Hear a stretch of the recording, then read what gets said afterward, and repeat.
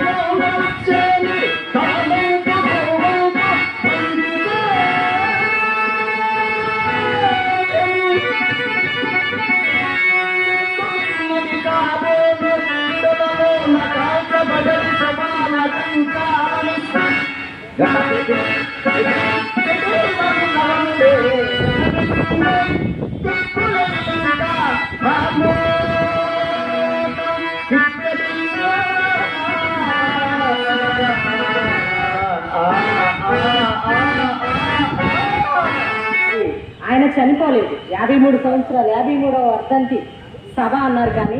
కానీ అందరి హృదయాల్లో పద్యాల రూపంలో ఆయన బ్రతికున్నాడు. అంతే, ఆయనకి చావు అనేది లేదు. ఆయన శారీరకంగా చనిపోయి ఉన్నాడు, కానీ ఆత్మీయంగా అందరి హృదయాల్లో పద్యాల రూపంలో ఆయన ఎప్పటికీ రాబో తరాలకు కూడా ఆయన బ్రతికే ఉన్నాడు. ఆయనకి చావు అంటూ లేదు.